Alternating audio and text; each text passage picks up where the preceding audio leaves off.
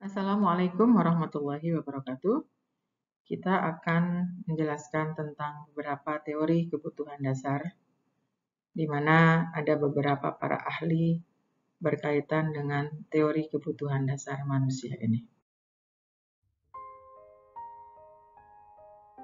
Kita akan masuk ke konsep kebutuhan dasar manusia. Yang pertama yaitu, manusia sebagai makhluk holistik merupakan makhluk yang utuh atau paduan dari unsur biologis, psikologis, sosial, dan spiritual. Sebagai makhluk biologis, manusia tersusun atas sistem organ tubuh yang digunakan untuk mempertahankan hidupnya, mulai dari lahir, tumbuh kembang, hingga meninggal. Sebagai makhluk psikologis, manusia mempunyai struktur kepribadian, tingkah laku sebagai manifestasi kejiwaan, dan kemampuan berpikir serta kecerdasan. Sebagai makhluk sosial, manusia perlu hidup bersama orang lain, saling bekerja sama untuk memenuhi kebutuhan dan tuntutan hidup, mudah dipengaruhi kebudayaan, serta dituntut untuk bertingkah laku sesuai dengan harapan dan norma yang ada. Sebagai makhluk spiritual, manusia memiliki keyakinan, pandangan hidup, dan dorongan hidup yang sejalan dengan keyakinan yang dianut, yaitu manusia sebagai sistem. Sistem adaptif merupakan proses perubahan individu sebagai respon terhadap perubahan lingkungan yang dapat mempengaruhi integritas atau keutuhan. Sebagai sistem personal, manusia memiliki proses persepsi dan bertumbuh kembang.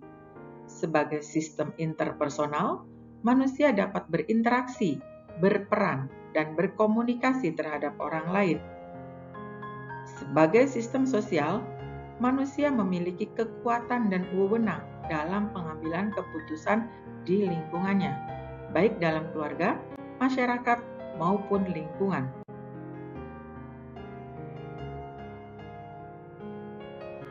Kita mulai dari kebutuhan fisiologis. Merupakan kebutuhan paling dasar dan memiliki prioritas tertinggi dalam kebutuhan Maslow. Kebutuhan fisiologis merupakan hal yang mutlak, harus terpenuhi oleh manusia untuk bertahan hidup.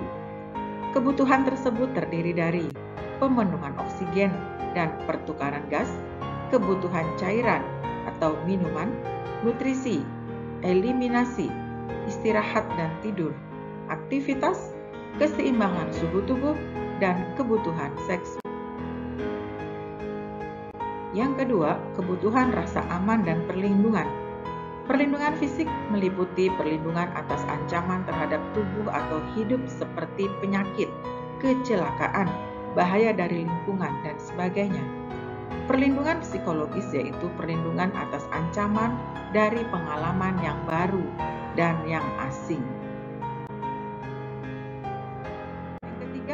Kebutuhan rasa cinta dan kasih sayang. Kebutuhan untuk memiliki dan dimiliki antara lain memberi dan menerima kasih sayang, kehangatan, persahabatan, mendapat tempat dalam keluarga, kelompok sosial, dan sebagainya. Yang keempat yaitu kebutuhan akan harga diri maupun perasaan dihargai. Kebutuhan ini terkait dengan keinginan untuk mendapatkan kekuatan, meraih prestasi, rasa percaya diri, dan kemerdekaan diri. Yang kelima yaitu kebutuhan aktualisasi diri. Kebutuhan tertinggi dalam hierarki Maslow berupa kebutuhan untuk berkontribusi pada orang lain atau lingkungan, serta mencapai potensi diri sepenuhnya. Untuk lebih mudahnya, inilah teori kebutuhan dasar menurut Maslow. Yang pertama yaitu kebutuhan fisiologis, oksigen, makan, minum, eliminasi, tidur, dan seks. Yang kedua yaitu kebutuhan rasa aman dan nyaman. Yang ketiga, kebutuhan rasa cinta, kasih sayang. Yang keempat, kebutuhan harga diri. Dan yang kelima, kebutuhan aktualisasi diri. Kita masuk ke teori Imogen King, di mana manusia merupakan individu reaktif yang dapat bereaksi terhadap situasi orang dan objek tertentu. Manusia sebagai makhluk yang berorientasi pada waktu, masa lalu, masa sekarang, dan masa yang akan datang. Sebagai makhluk sosial, manusia hidup bersama orang lain dan selalu berinteraksi satu sama yang lain. Teman-teman, teori Imogen King ini, King membagi kebutuhan manusia menjadi yang pertama, yaitu kebutuhan akan informasi kesehatan. Yang kedua, kebutuhan akan pencegahan penyakit. Dan yang ketiga, kebutuhan akan perawatan jika sakit.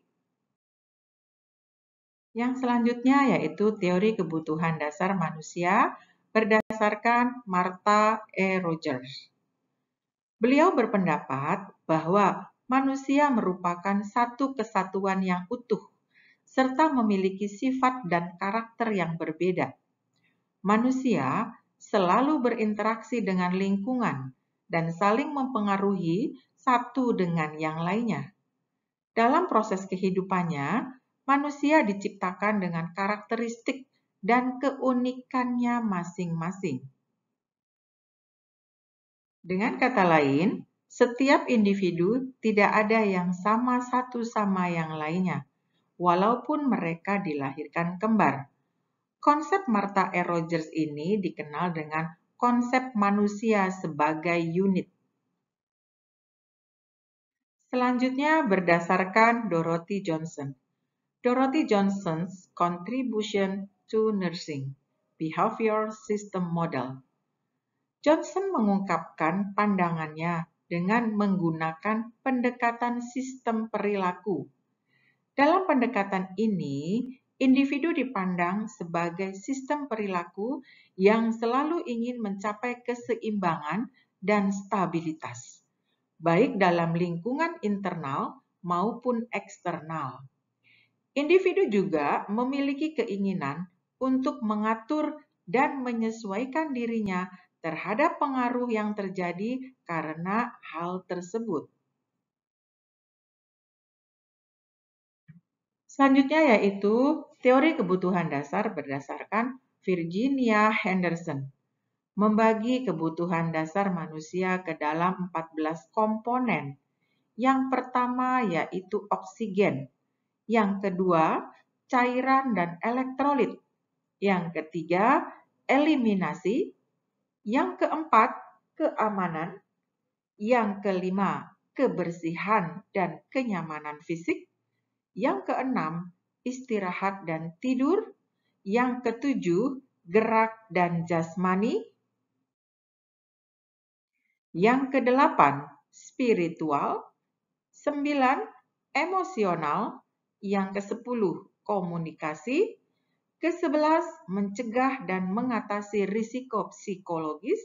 Yang ke-12, pengobatan dan membantu proses penyembuhan. Yang ke-13, penyuluhan. Dan yang ke-14 yaitu rehabilitasi.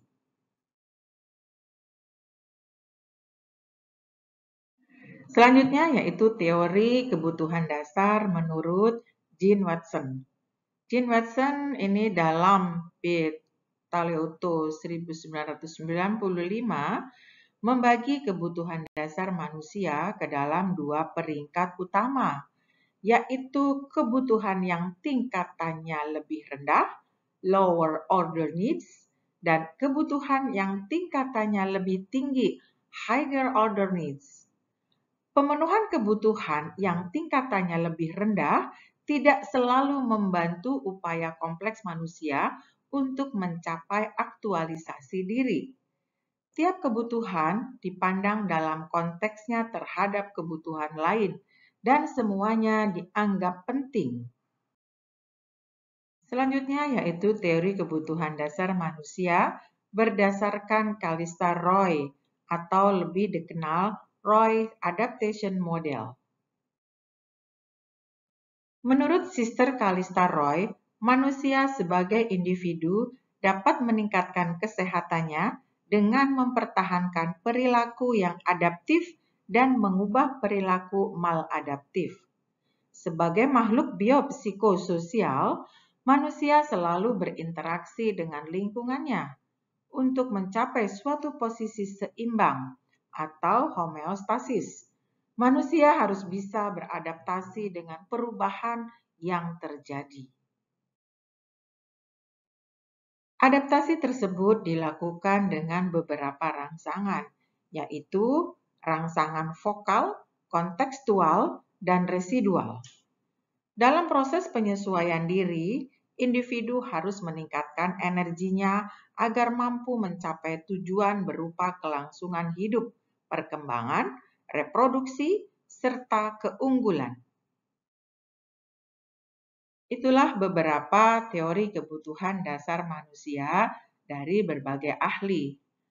Faktor yang mempengaruhi kebutuhan dasar manusia itu seperti penyakit, hubungan keluarga, konsep diri, tahap perkembangan, dan struktur keluarga. Kita sebagai manusia akan berusaha memenuhi kebutuhannya demi konsep diri yang tinggi dan tahap perkembangan, yaitu dari bayi baru lahir sampai dengan kita tutup usia. Kebutuhan tetap akan berkembang sesuai dengan berjalannya umur.